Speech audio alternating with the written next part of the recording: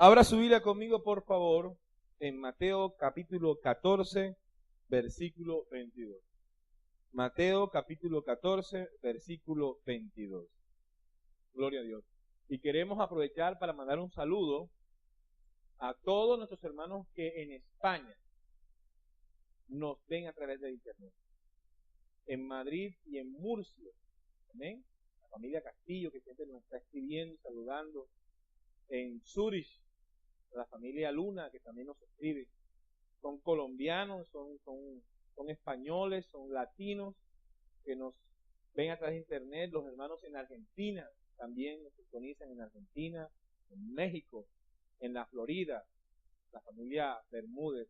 A todos ellos les mandamos un abrazo fuerte, que les amamos y que somos su familia. Y algún día tendremos cielos abiertos en esos países. Gloria a Dios. Entonces estamos ¿qué? En Mateo ¿qué? 14, 22.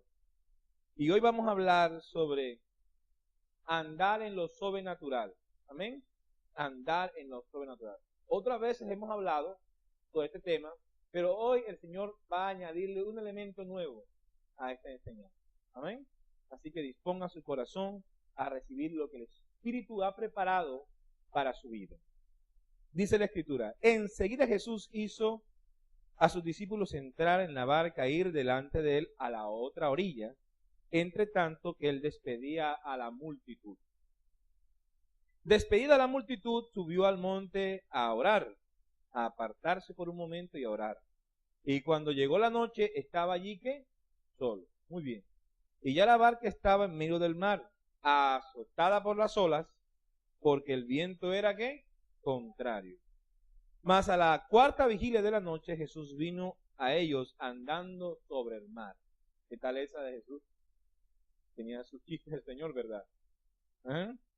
Andando sobre el mar. Y los discípulos, viéndole andar sobre el mar, se turbaron diciendo, ¿qué? ¡Un fantasma! Y dieron voces de miedo. Imagínense, Pedro, que andaba armado con una espada, Juan, que era medio con instintos sanguinarios, y todos los discípulos que tenía el Señor, que eran medio atravesados, parecían unos niñitos gritando un fantasma. ¿Ah? ¿Qué tal esa? ¿Ah? Un fantasma, y dieron voces de miedo. Pero enseguida Jesús les habló diciendo, tened ánimo, yo soy, no temáis. Entonces le respondió Pedro, que era el más avispado de todos allí, dijo, Señor, si eres tú, manda que yo vaya sobre las aguas. Y el Señor le dijo, ven. Y descendiendo Pedro de la barca, andaba sobre las aguas para ir a Jesús. Pero al ver el fuerte viento, tú sabes que el viento no se puede ver, pero dando a entender con esto que se concentró no en Jesús, sino en ¿qué? En el viento y en las olas. Amén. Diciendo, y comenzó a hundirse diciendo, Señor, sálvame. Al momento Jesús extendió la mano, asió de él y le dijo, hombre de poca fe, ¿por qué dudaste? Y cuando ellos subieron a la barca, se calmó el viento. Entonces los que estaban en la barca vinieron y lo adoraron diciendo, verdaderamente eres hijo de Dios. Vamos a orar, ¿qué le parece? Espíritu de Dios, te pedimos que nos ministres de forma especial y te pedimos que tu palabra se haga realidad en nuestras vidas. Que podamos recibir todo lo que tienes para nosotros, Dios. Hoy nos disponemos a eso. Nos entregamos en tus manos, en el nombre de Jesús. Tu pueblo dice, amén. Quiero decirle algo, Dios no se le han acabado los milagros. Amén. El mismo Dios de ayer es el mismo Dios de hoy, es el mismo Dios de mañana. Nunca se le acaban los milagros. El hombre es el que se le acaban los milagros de Dios por su incredulidad. Amén. Hay mucha incredulidad. Y donde hay incredulidad no hay manifestación del poder de Dios. Recuerden ustedes que Jesús siempre dijo, por tu fe te ha salvado, tu fe lo uno, tu fe lo otro. En la condición del hombre. Si en el corazón del hombre no hay fe, Dios no puede hacer la obra. Dios no te puede salvar, ni restaurar, ni sanar, si no hay fe en tu corazón. Si en una sociedad no hay fe, Dios no puede hacer mucho en esa sociedad. como también lo hizo el Señor en su pueblo, ¿no? Dando a entender que no hay profeta en su propia tierra, quiere decir que cuando lo conocen a uno ya no lo quieren a uno, ¿cierto? Mi familia, algunos vienen a la iglesia, otros menosprecian, porque como me conocen de niño, no me consideran que sea ministro del evangelio. Pues ellos se lo pierden, ¿verdad? Amén. Y el Señor dice que por causa de que no encontró fe en ese lugar, no se pudieron hacer muchos milagros allí. Entonces, si en una ciudad, en un país, en un municipio, en una región, en una iglesia, no hay fe, no estoy hablando de conocimiento de Dios, porque en iglesias hay conocimiento de Dios. Mucha gente conoce la palabra, pero no vive de acuerdo a la palabra. No está creyendo a la palabra, no le está creyendo al Señor. Y por esa razón no ve la manifestación gloriosa de su poder. Se amparan en su palabra, en sus grandes verdades se amparan. Y viven de acuerdo a ese amparo. Y lo sobrenatural de Dios no está. ¿Dónde está lo sobrenatural de Dios en tu vida, en tu familia, en tu ministerio, en tus negocios? ¿Dónde está lo sobrenatural de Dios? ¿Tú no sabes que Dios puede hacer milagros? ¿Tú puedes vivir andando sobre las aguas y se puede? Porque es que a Dios no se le ha acabado el poder. Dios tiene poder, pero ¿tendrás tu fe?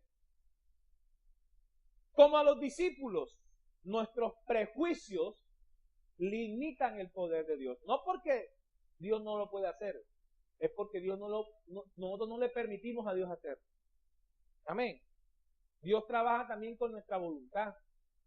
Si tú quieres, Dios también va a hacerlo. Pero tú no quieres, Dios no lo va a hacer, porque Dios no obliga a ninguno. Dios no persigue a ninguno. Tú tienes que también quererlo. Tienes que anhelarlo, tienes que desearlo. ¿Cómo dice Apocalipsis 3:20? Aquí estoy a la puerta y llamo. Si alguno que oye y... Porque muchos oyen, pero ¿cuántos abren la puerta del corazón? ¿Cuántos se deciden? ¿Cuántos toman la decisión de aceptar a Jesús, de seguir sus pasos? Mucha gente sabe que Dios existe. Es más, la Biblia dice que los demonios saben que Dios existe y tiemblan ante Dios, pero ninguno de ellos hace la voluntad de Dios.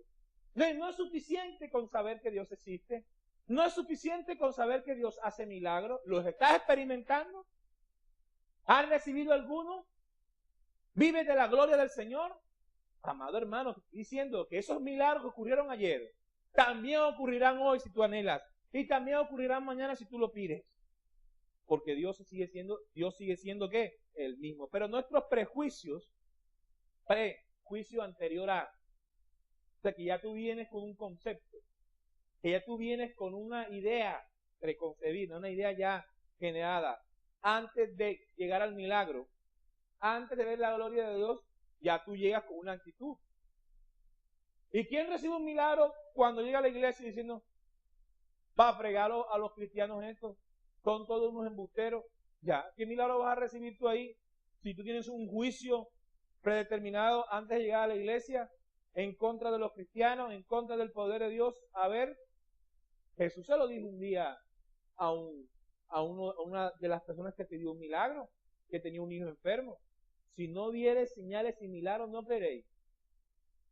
Hay gente que quiere ver lo estrepitoso y ser convencido por lo estrepitoso, y si no ve lo maravilloso y lo estrepitoso, no cree en Cristo Jesús. ¿Está conmigo? Y eso es lo que quieren algunos.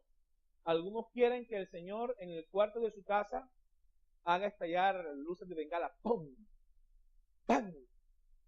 Hijo, cree en mí. Ah, no, así creo en ti. Ahora sí. ¿Cierto? ¿Ah? Qué poca fe tenemos. Amén. Qué poca fe tenemos. Pero aún así el Señor hace milagros. Amén. ¿Cuántos de nosotros estamos creyendo mal de Dios? ¿Sí? Hay gente que está creyendo cosas de Dios que no son. ¿Por qué? Por la cultura. ¿Por qué? Porque las abuelas nos enseñaron así. Que en Semana Santa no te puedes bañar porque te salen escamas. ¿A cuántos les enseñaron eso? Y claro, y los cochinos pues felices, ¿no?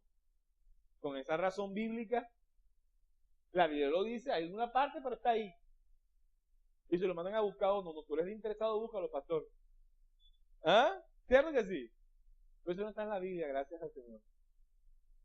¿Cuántas veces nuestros prejuicios limitan el poder de Dios? Cosas que no están, cosas que son antibíblicas. ¿Ah?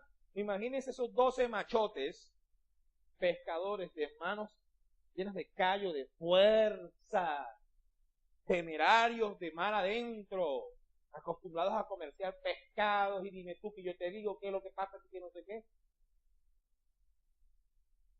Metidos en un barco, gritando, ¡ay, un fantasma! A esas alturas de su vida. Usted sabe que los fantasmas no existen, existen los demonios, pero los fantasmas no existen porque los muertos no salen. Los muertos están. Usted duerme mejor en un cementerio que muchas veces en un hotel. Porque se meten los ladrones, pero en un cementerio la gente le tiene miedo. ¿Cierto? Me decía un vigilante de un cementerio. Fuimos a una actividad, ya no salí, y me dice, yo le tengo miedo son a los vivos, porque los muertos no. Los muertos no salen, ahí están. Pero los vivos sí. ¿Cierto?